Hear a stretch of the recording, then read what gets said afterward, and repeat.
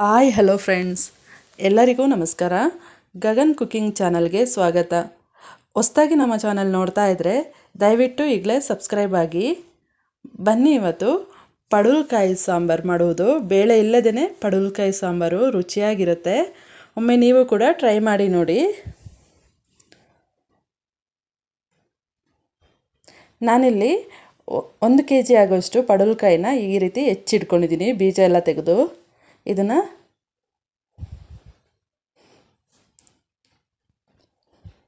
ಈಗ ಮಸಾಲೆ ರುಬ್ಕೊಳ್ಳೋದಕ್ಕೆ ಏನೇನು ಬೇಕು ಅಂತ ನೋಡ್ಕೊಳ್ಳೋಣ.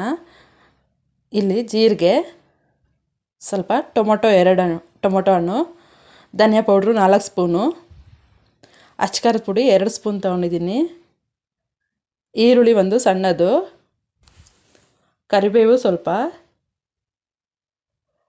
ಕಾಯಿ ಅರ್ಧ ಭಾಗ. ಇಷ್ಟನ್ನು ನೀರು ಹಾಕೊಂಡು ನೈಸಾಗಿ ರುಬ್ಕೊಳ್ಬೇಕು. ಈಗ ನಾನಿಲ್ಲಿ ಒಂದು ಪಾತ್ರೆಯಲ್ಲಿ ಪಡವಲಕಾಯಿ ಚೆನ್ನಾಗಿ ತೊಳೆದು ಹಾಕ್ಕೊಳ್ತಾ ಇದ್ದೀನಿ.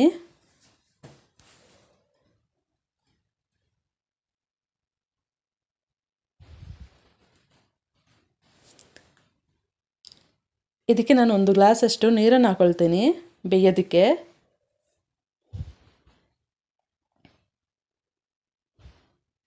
ನೀರು ರುಚಿಗೆ ತಕ್ಕಷ್ಟು ಸ್ವಲ್ಪ ಉಪ್ಪು ಹಾಕ್ಕೊಳ್ತೀನಿ. ಆಮೇಲೆ ಅರಿಶಿನ ಪುಡಿ 1 ಅರ್ಧ ಸ್ಪೂನು,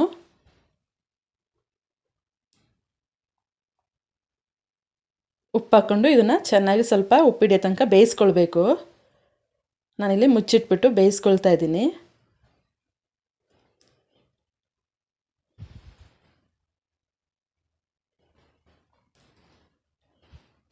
ಈಗ ಮಸಾಲೆ ರುಬ್ಕೊಳ್ಳೋಣ.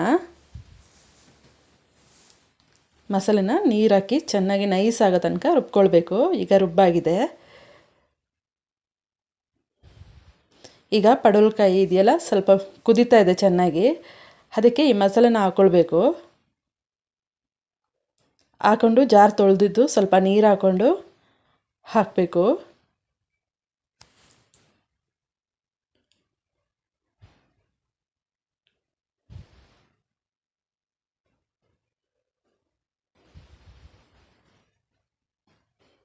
ಹಾಕಿ ಚೆನ್ನಾಗಿ ಕುದಿಸ್ಕೊಳ್ಬೇಕು. ಲೋ ಫ್ಲೇಮ್ನಲ್ಲಿ ಚೆನ್ನಾಗಿ ಕುದಿಬೇಕು. ಈಗ ಚೆನ್ನಾಗಿ ಕುದೀತಾ ಇದೆ. ರುಚಿಯಾಗಿರುವ ಪಡವಲಕಾಯಿ ಸಾಂಬಾರು ಬೇಳೆ ಇಲ್ಲದೇ ರೆಡಿಯಾಗಿದೆ. ಫ್ರೆಂಡ್ಸ್, ನಿಮಗೆ ಈ ವಿಡಿಯೋ ಇಷ್ಟ ಆದಲ್ಲಿ ದಯವಿಟ್ಟು ಸಬ್ಸ್ಕ್ರೈಬ್ ಆಗಿ.